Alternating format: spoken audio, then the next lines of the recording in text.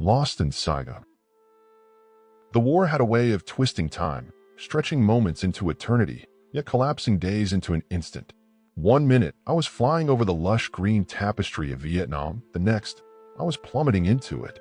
My name is Harold Harry Stevens, a war correspondent, and this is how I found myself lost in Saigon, deep behind enemy lines, with nothing but a battered notepad, a malfunctioning radio, and a growing sense that I was never making it home. It started with a mission that should have been simple. We were flying over the Mekong Delta, our job to observe enemy movements and report back to headquarters. I had been in war zones before, but this felt different. There was something in the air, something thick and oppressive, like the jungle itself was watching. Maybe I should have paid attention to the feeling in my gut, but I chalked it up to exhaustion and went about my work. Then came the explosion. Anti-aircraft fire ripped through our plane like a hot knife through butter. 1 second, we were soaring. The next, we were a fireball in the sky. I remember the smell of burning metal, the deafening roar of the engines dying, the sudden loss of gravity as I was thrown from my seat. My last clear thought before I blacked out was that I never got around to finishing the damn article I had promised to send back home. I woke up in a swamp, half submerged in murky water, surrounded by reeds and the distant echoes of gunfire. My parachute was tangled in the trees above me, swinging lazily in the humid air. My right leg throbbed. Nothing broken, but enough pain to slow me down. The wreckage of our plane was nowhere in sight, which meant one of two things. Either I had drifted far from the crash site, or the enemy had already cleared it out. Neither option was good. Saigon was crawling with Japanese forces, and I had no illusions about what they did to captured American correspondents. I needed to move, but where? The jungle stretched endlessly in every direction, a dense, breathing thing, alive with movement. I tried to recall the maps I had studied, villages dotting the riverbanks, pockets of resistance fighters hidden among the trees. If I could find them, maybe I had a chance. And then I heard it, a soft rustling in the underbrush, deliberate, controlled. Someone was watching me. I barely had time to react before a figure emerged from the shadows. A Vietnamese man, small-framed, dark eyes sharp as a blade. He studied me for a moment, then motioned for me to follow. I hesitated. Trust was a dangerous thing in war. But the alternative was waiting to be found by someone far worse. So I followed. He led me through the jungle in silence, moving like a ghost through the foliage. I tried to keep up, but my leg protested with every step. Finally, we stopped near a hidden clearing, where a small hut stood nestled among the trees. Inside, an old woman stirred a pot over a fire, the scent of herbs and something unfamiliar filling the air. She barely looked at me before nodding at my leg, gesturing for me to sit. The man who had brought me here spoke quietly to her in Vietnamese. I caught a few words, something about American, danger, and help. Then he turned to me and said in broken English, "You stay quiet. No move. Bad men come soon. Bad men." He didn't need to explain. I leaned against the rough wooden wall, heart still pounding from the chase, mind racing with questions. Who were these people? Why were they helping me?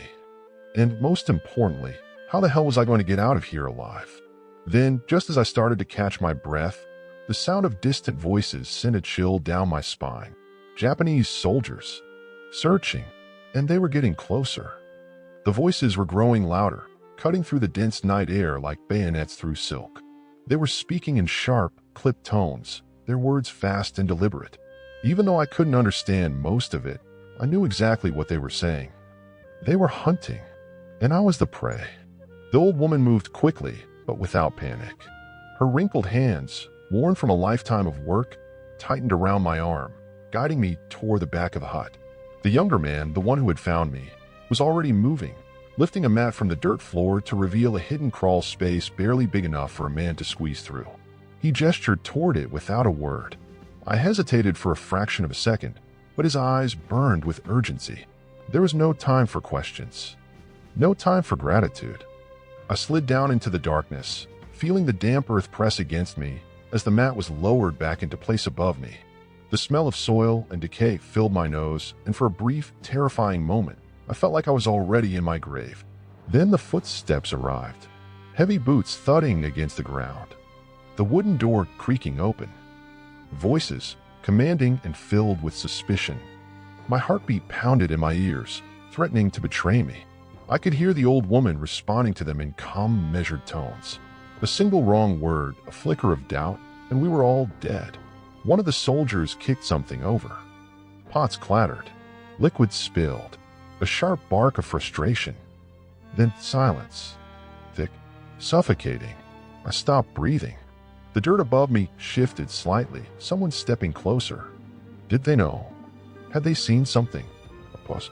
Then the sound of retreating boots. The voices moved away, fading into the night. The door groaned shut.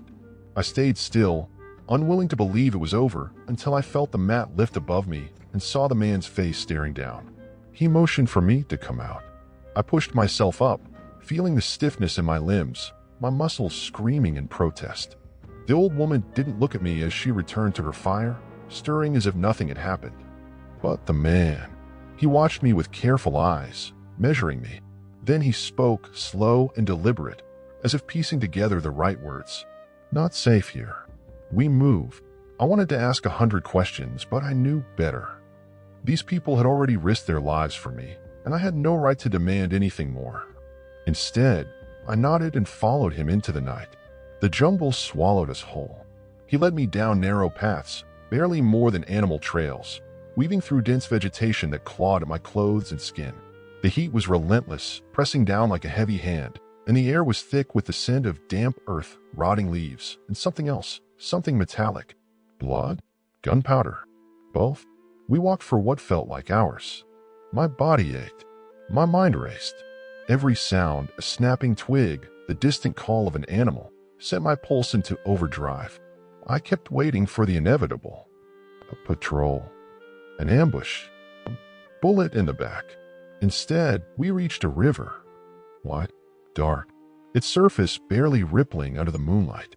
He gestured toward a small wooden boat, half hidden among the reeds. I looked at him, searching for some kind of explanation.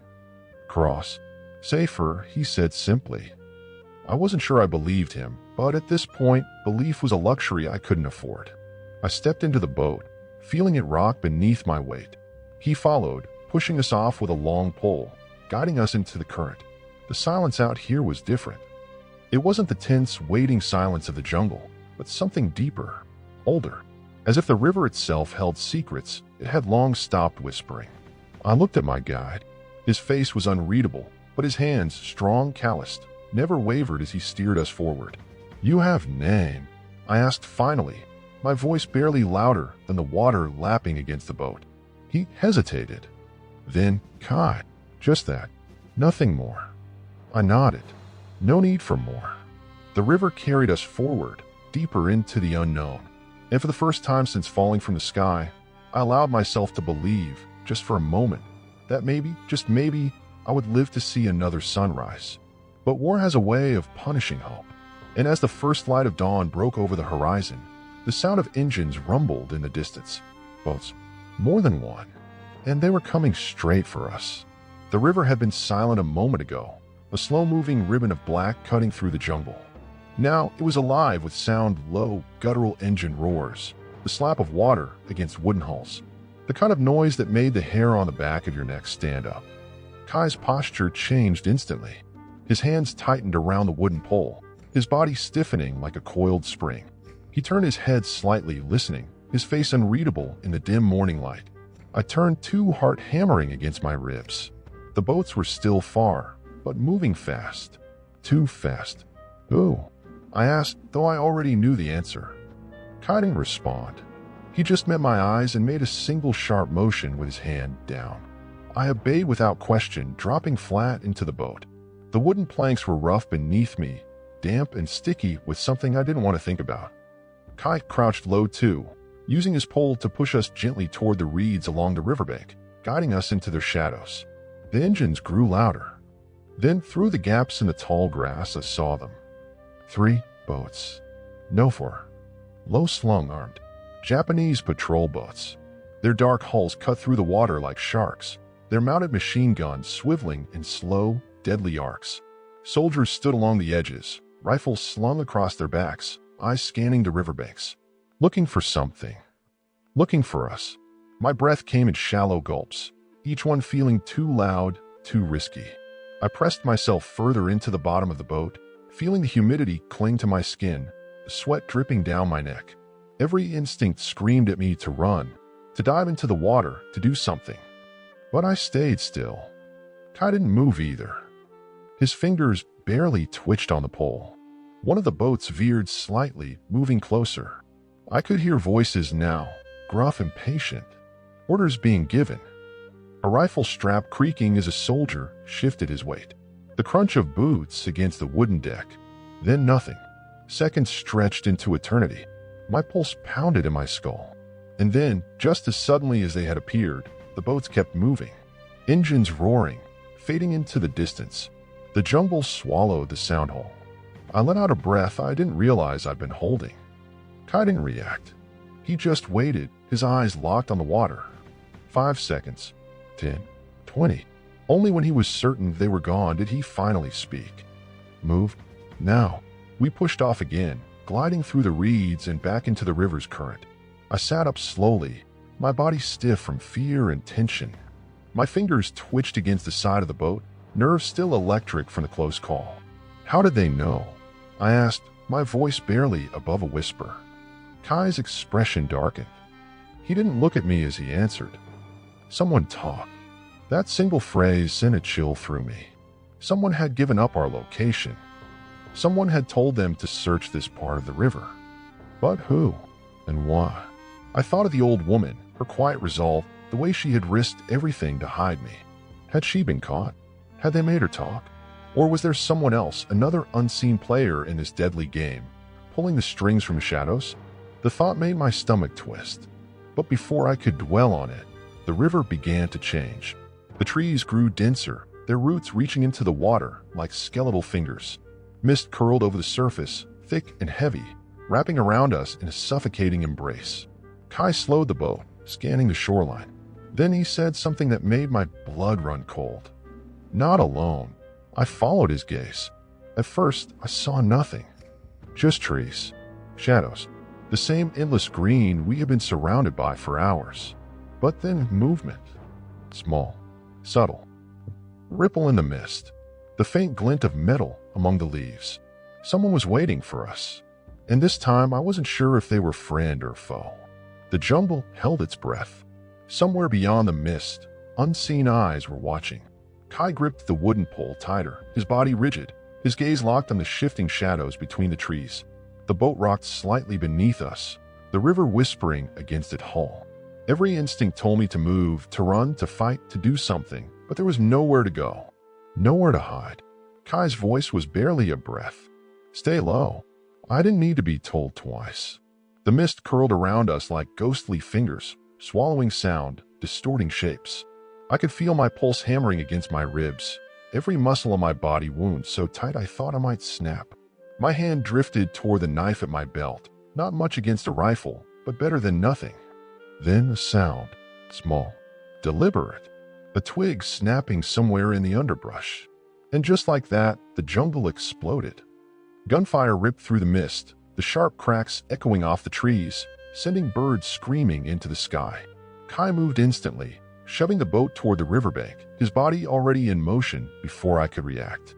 The boat lurched violently, nearly sending me overboard. Go, he hissed. I didn't argue. The second my feet hit solid ground, I ran. The jungle closed in around me, branches slashing at my face, roots clawing at my ankles. The gunfire didn't stop. Bullets tore through the foliage, splintering bark, kicking up dirt. I didn't look back. I didn't need to. I could hear them, footsteps crashing through the undergrowth, voices barking orders, the relentless pursuit of men who wouldn't stop until they found their target. Until they found me. I didn't know where I was going. Didn't care. My only goal was forward. Away. Then pain. Sharp. Blinding. A searing white-hot agony ripping through my side. I stumbled, my foot catching on a root, the world tilting violently. My shoulder slammed into the ground, knocking the wind from my lungs. I rolled onto my back, gasping, my hands instinctively flying to the source of the pain. Warm, sticky. Blood. I had been hit. Shadows moved through the trees. Fast. Closing in. I gritted my teeth, forcing myself up. My body screamed in protest. but I didn't have the luxury of pain. Not yet. I staggered forward, one step, then another, each movement feeling like fire burning through my ribs. Then a hand grabbed me. I spun, ready to fight, but it was Khai. His face was set, his grip firm as he pulled me forward, half dragging me through the dense jungle. He didn't speak. He didn't have to. The urgency in his movements said enough. Somewhere behind us, voices shouted. Too close. Khai pulled me toward a break in the trees. I saw it then, an opening in the earth, barely visible beneath the thick undergrowth. A tunnel. A way out. He pushed me toward it. Inside. Now, I hesitated for half a second. That half second almost killed me. A gunshot. Close. The tree beside me exploded into splinters. Khai shoved me hard, and I tumbled into the darkness. I hit the ground, the impact jarring every bone in my body. Behind me, I heard Khai grunt, heard the scrape of boots on dirt, then the silence. For a moment, all I could hear was my own ragged breathing, my own heartbeat, deafening in a confined space. Then a figure dropped down beside me. Khai. His chest heaved, sweat dripping from his forehead. But he was alive. He met my eyes, and for the first time since we had met, I saw something flicker in his expression. Something almost like relief. He exhaled sharply, shaking his head. Too close, he muttered. I let out a breathless, humorless laugh. Yeah, I rasped. You could say that. The tunnel stretched ahead, dark and uncertain, but it was a path forward. A way out. Maybe even a way home. I didn't know what waited for us at the other end. I didn't know if we would make it. But as I looked at Khai, at the man who had risked everything to save me, I realized something. I wasn't lost anymore.